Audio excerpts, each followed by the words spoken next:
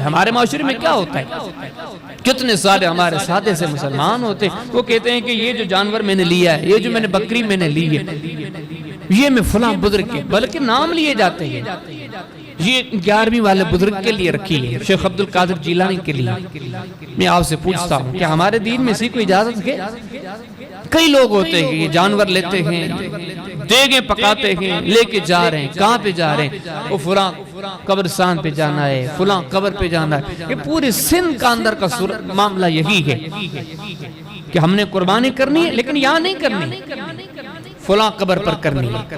یہ جانور ذبح کرنا ہے، وہ بچپنے سے اس جانور کو چھوڑا ہوا ہے، یہ ذبح کرنا ہے، فلاں قبر پر کرنا ہے۔ یہ دیگ اتارنی ہے، فلاں قبر پر اتارنی ہے۔ میں بھی مسلمان ہوں، آپ بھی مسلمان ہیں۔ مسلکوں فرقوں کی ان دھاریوں سے نکل کر میں آپ سے پوچھتا ہوں، محمد کریم علیہ السلام نے 23 سال لوگوں کو دین سنایا، شیعہ سنی سب نے یہ دین سن رکھا کہ لیکن آپ نے 23 سالہ زندگی کا جب تذکرہ سنا ہے، آپ چاہے کسی مسجد کے نمازی ہو، کبھی آپ نے سنا ہے کہ نبی کریم علیہ السلام کے زمانے میں لوگ جانور آ کے مدینے میں مسجد نبی میں ذبح کرتے ہوں؟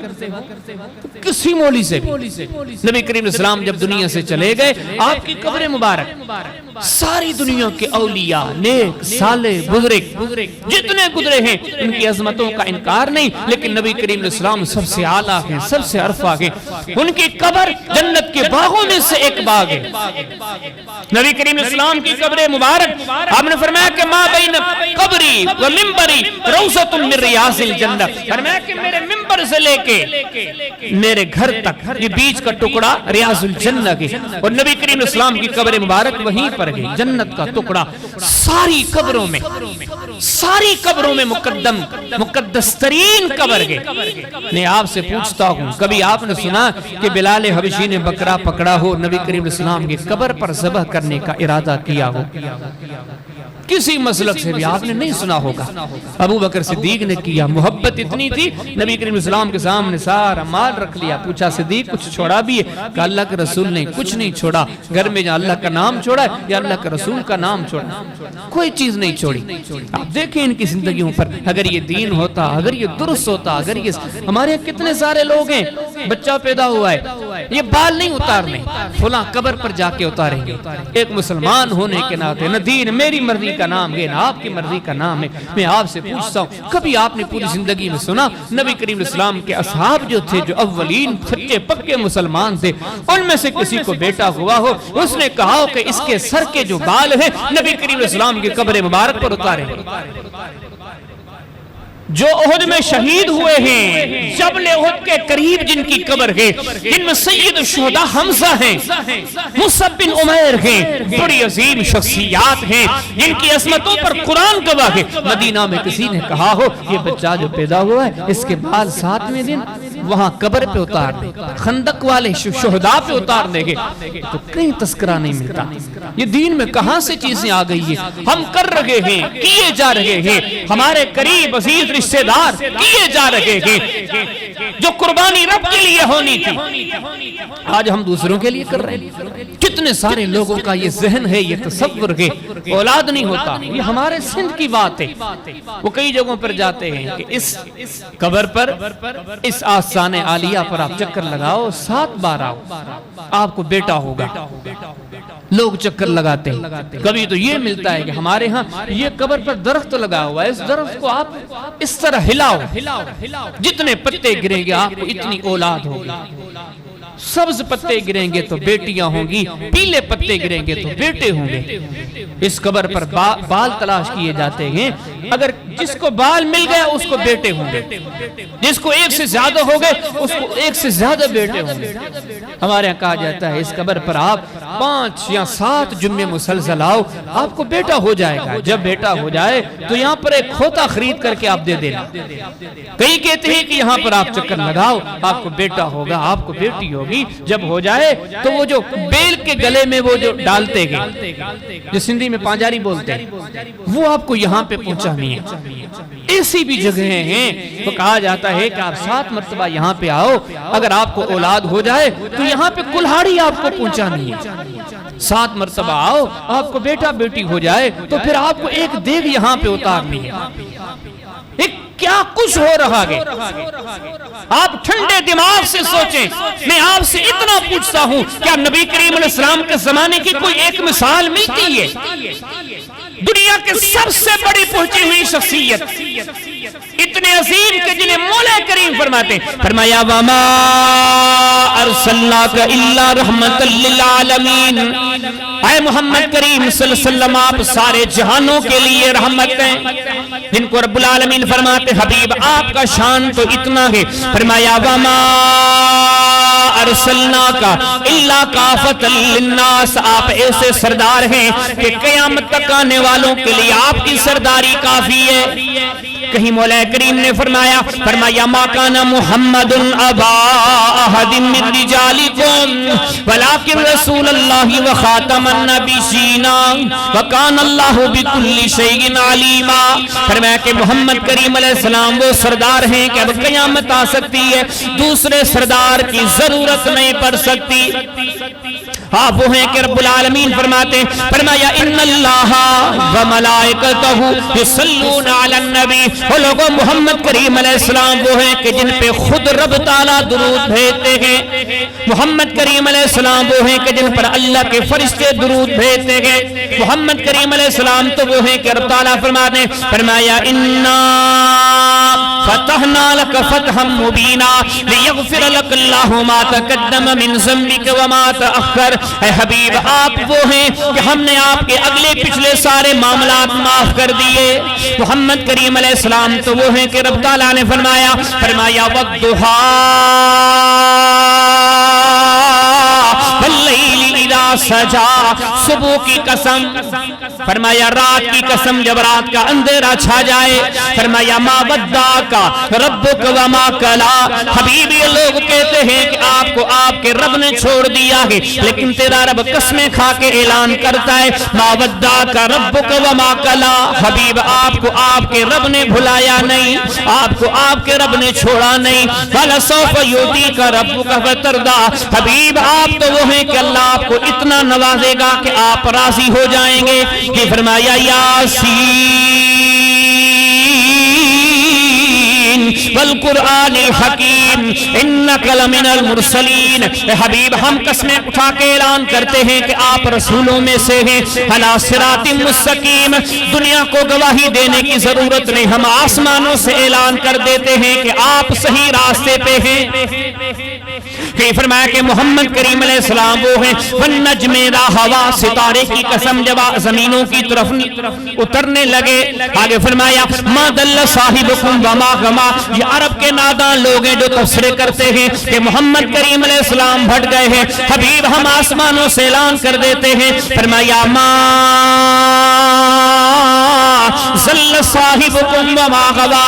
اے عرب کے نادانو, محمد کریم علیہ السلام بھٹکے نہیں ہیں, راہ راست سے ہٹے نہیں ہیں, بلکہ یہ تو اتنے عظیم ہیں. وما ينطق عن الهوى ان هو الا وحی یوحى. ان کی صبح کا ایک ایک کلمہ اللہ کی طرف سے ہے. اللہم ان کان ھذا هو الحق فامطر علینا حجارۃ من السماء او ائتنا بعذاب علیم. اللہ پاک نے سورہ انفال میں نقشہ کھینچا. مکہ کے لوگ اپنی نشستوں میں دعا کرتے ہیں اگر ہم جھوٹے ہیں تو ہم برباد ہو جائیں. جب کافر دعا کر رہے ہیں, کافر نافرمان, ابو جہل دعا کر رہا ہے, یہ عتبہ شیبہ ولیدہ مغیرہ یہ دعا کر رہے ہیں.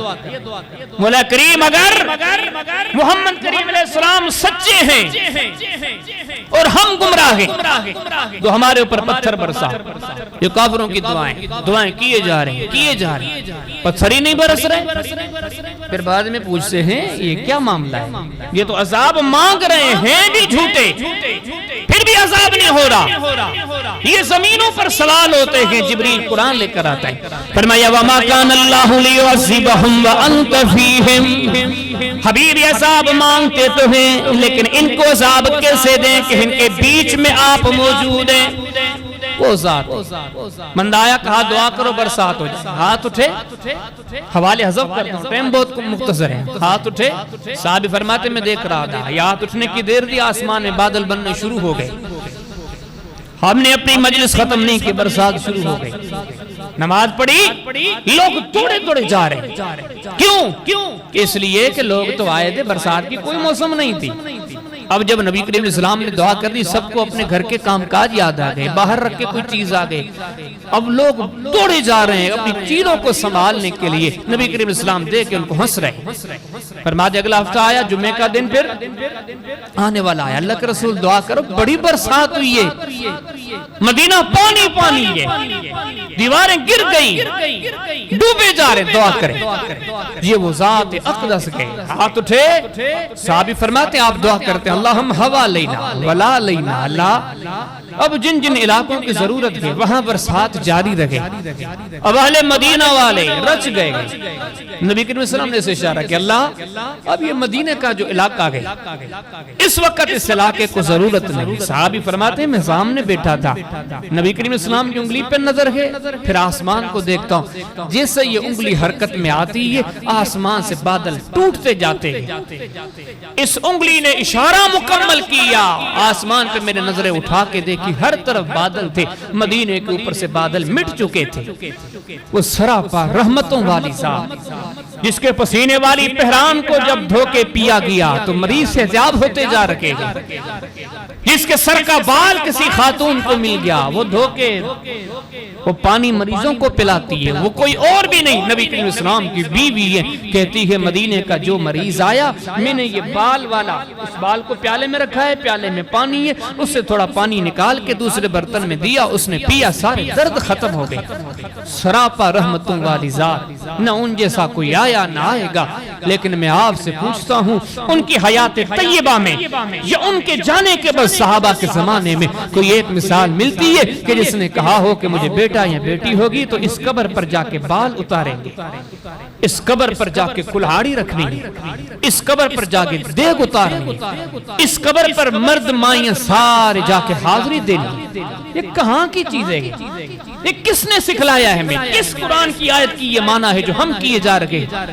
یہ کس حدیث کا مفہوم ہے؟ اس وقت تو ظلم یہ ہے، میں تو آپ کے سامنے شرک کا تذکرہ کر رہا تھا۔ شرک کی معنی ہوتی ہے برابری، شیئرنگ، تقسیم۔ اس وقت ہم مسلمانوں کا تو حال یہ کہ ہم شرک سے بھی آگے نکل گئے گئے۔ ایک ہوتی ہے برابری، ایک طرف یہ ہے دوسری طرف یہ ہے، اگر مسلمان ایسے کرتے ہیں اللہ کے برابر آ کے غیروں کو کھڑا کرتے، اب وہ معاملہ بھی نہیں رہا، اللہ کو بالکل نیچے کر دی ہے۔